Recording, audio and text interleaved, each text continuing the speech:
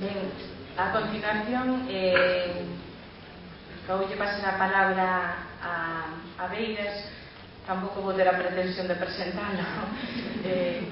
Creo que o seu compromiso político coa cultura e co cambio social é evidente desde todas as tarefas que ocupan.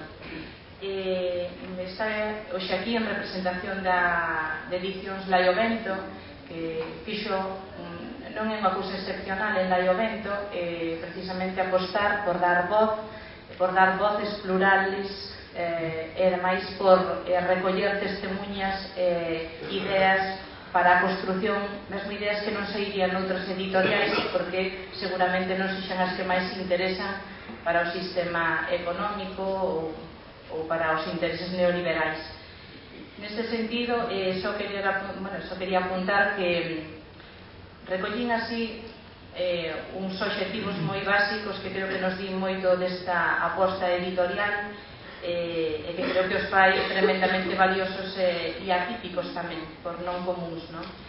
É unha aposta por contribuir dende unha óptica plural, aberta e progresista á construción nacional de Galiza e cubrir tamén moitas eivas existentes neste momento no mercado editorial galego.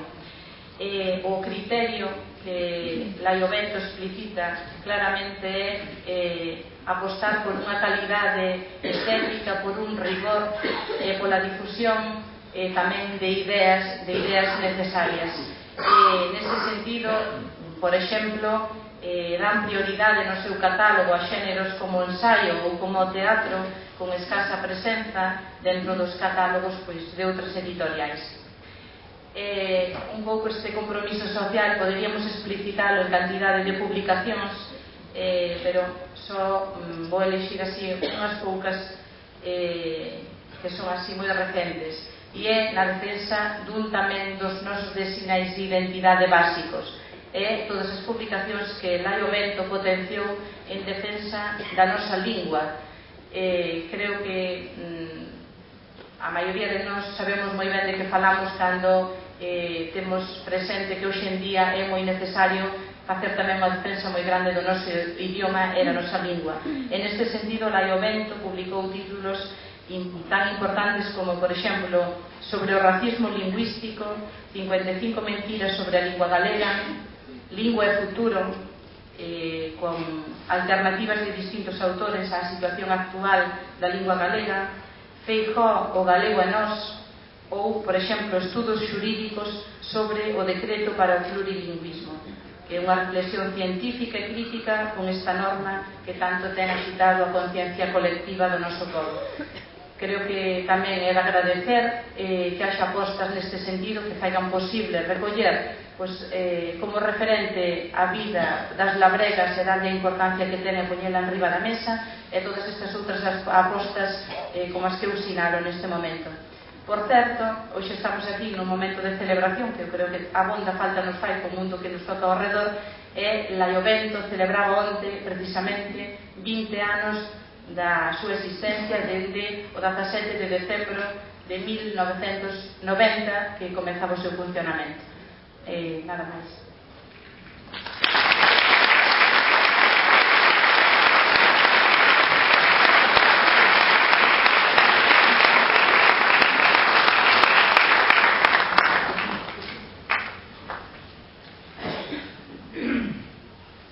Bueno, da gloria ver esta sala ateigada de personas e non de xente, non? Porque cada vez hai menos personas no tramo superior da pirámide social desta nosa terra. Cada vez hai máis xente, xentiña, xentuza e malandros, fariseus e pestes polo estilo. E esta sala chamase Sala Mozart, en honra e memoria do que foi o grande e genial músico, non? Wolfgang Amadeus ou Teófilos Mozart, estou seguro que a moza encantaría de escoitar as gaitas que se sentiron aquí, porque ademais dun enorme compositor genial, absolutamente genial, era un home absolutamente de esquerdas no seu tempo, e por eso acabou moi maltratado e afundido na miseria económica con os poderes do seu tempo. E tamén me lembro de que se cadra hoxe algunha da xente pois despistouse, foi a outro sitio, porque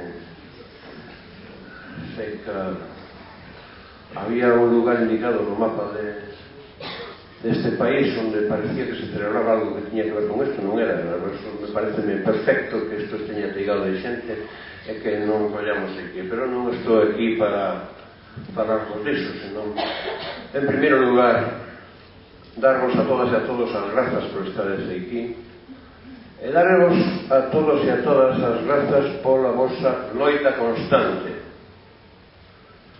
porque é unha loita que dura xa decenios e que desminte absolutamente esa falsa imaxe tópica, pexorativa e racista que hai do noso povo, de que os labregos son como as vacas de mansos. Os únicos que se parecen ás vacas na ollada son ás veces os presidentes dos Estados Unidos de Norteamérica, que xa quixeran ter ollada as vacas, son ainda moito máis carentes de viveza. A Parada do Vento é unha honra ter contribuído a ser o soporte, simplemente o vieiro polo que esta obra puido ser presta e puido ser editada. É unha honra, pero unha honra moi especial. Maiormente porque, ademais, como veredes, cando observedes o libro, leva arriba o rótulo da colección, chamase Fora de Serie, e é para mulleres fora de serie, por tanto encaixa perfectamente. Mulleres de fora de serie como Lidia, como Teresa, como Carmen, como tantas outras, non? Estas mulleres que en pleno século XX tiveron que afrontar ese destino que Rosalía decide seren non só viudas de mortos, senón tamén viudas de vida, non? E que tiveron que montar a resistencia, a auténtica resistencia frente a esa estrategia perversa e absolutamente etnocida de exterminio do campesiñado. É unha das estrategias máis perversas que leva ao poder ultraliberal, porque eu xa non podo chamarle neoliberalismo a esa barbarie, non? O poder ultraliberal, o poder dos emporios financeiros, dos grandes delincuentes do planeta que campan polos seus respeitos mentre se mallan a xente do común. Na historia de Galiza hai un rasgo distintivo socialmente, que é o de que sempre a clase social que máis padeceu, a máis maltratada, a clase social que dende a Edade Media até o século XX foi serva, até 1926, con a Lei de Redención de Povos, foi o campesiñado. Ese foi o auténtico proletariado neste país, os escravos da terra. E parece imposible que esteñamos agora no século XXI e que se arremeta ainda máis e que se pretenda consumar o total exterminio do campesiñado. Frente a eso estades vós, homes e mulleres, estades fundamentalmente as mulleres, porque é moito máis difícil sendo muller facer frente a situación. Esta Lidia Senra que eu comparo de pequeno texto que aquí aportei a María Castaña. A María Castaña luguesa no século XIII, XIV, que foi a líder da revolta da xente popular de Lugo contra o obispo, contra os poderes dos magnates, os que esbullaban a xente.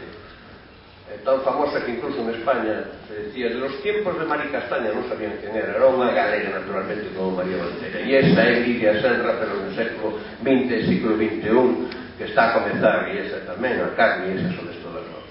E por lo tanto, para nós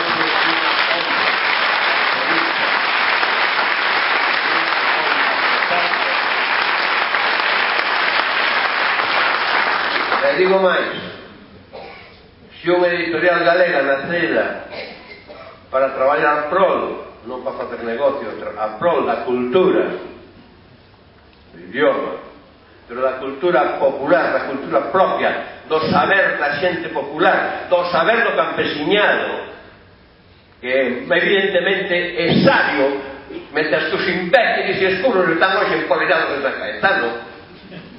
Eses son os auténticos imbéciles e escuros. Se unha editorial galega non se comprometese nese combate, non sería merecente nin do idioma, nin da cultura, nin da identidade nacional deste país. Por lo tanto, non é ningún mérito do evento, simplemente un compromiso ineludible. Ademais, agora remato no que estamos a padecer por riba a experiencia que eu coido que é insólita e única. Hoxe salía o onte que queren estes facer o modelo da Galiza única de Frage Guibarne. E única é absolutamente repetible. Esa Galicia anti-Galicia é inversa de Galiza. Esa é a España en Galicia que nos esmaga e temos de que dar a volta. Bueno, pois neste momento están a consumar o fenómeno. Eu non coñezo ningún caso en ningún país de ningún goberno na historia da humanidade que desenvolva unha campaña de analfabetización no idioma propio do país. Eso é suficiente para que temos que votalos como sexa. E iso é unha función que corresponde aos cidadáns. Somos os cidadáns todos os que temos que facer eso. Temos que rebelarnos, temos que revoltarnos, temos que loitar cívicamente e socialmente e non parar até que a nosa terra sexa nosa. Ese é o noso compromiso.